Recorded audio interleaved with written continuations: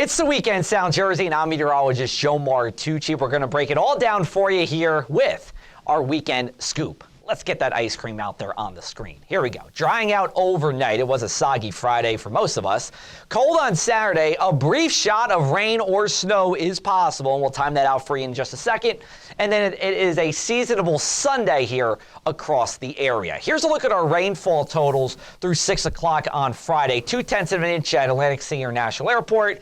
0.21 inches in Lower Township. Further up the shore, just 0.03 of an inch in Farmingdale. So generally, it's been a light rain for today here that we have seen across the area. Here's a look at our futurecast, and we have our winds there too. This is 10 o'clock on Friday. Notice where our winds are coming from, out of the northwest, and that brings a drying air to us and a colder air to us as we go overnight. Now, this is 5 o'clock on Saturday. It's mostly cloudy, but look what's happening to our west. See some of those blues there? That is snow, and that will try to make its way into our area at some point between 7 a.m.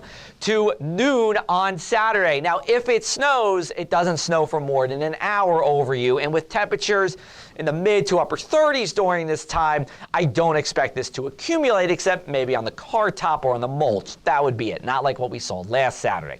We go into the afternoon, winds continue to come out of the northwest.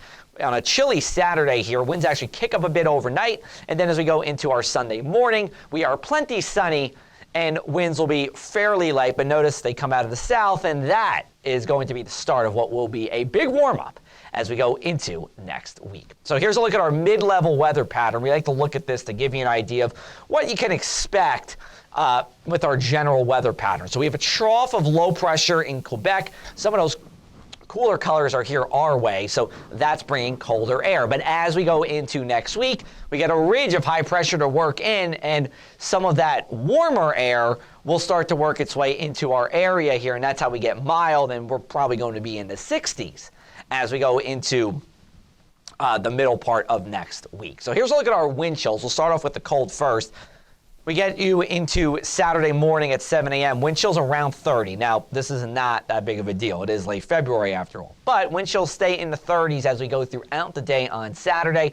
And then as we go overnight, we're falling below 32 with those wind chills right after dark. And then as we get into the overnight hours, we're in the teens for most of it, starting out in the low to mid-teens on Sunday. And then the afternoon, we'll see wind chills again in the 30s. So it's a chilly weekend, and temperatures a little bit below average, not overly so, but a little bit below average. We go way above average as we go into next week.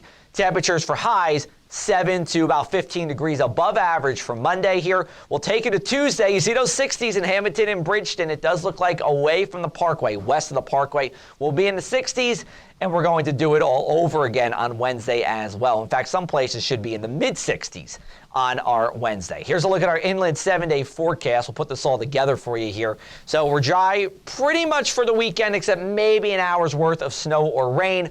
Otherwise, big jump in temperatures as we go into next week.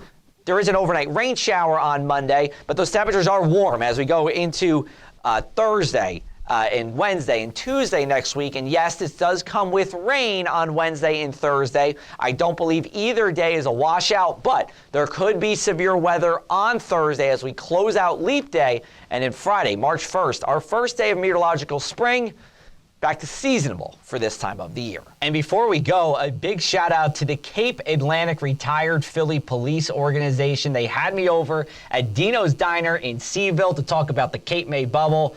Thanks for having me, and it was great being in your presence today.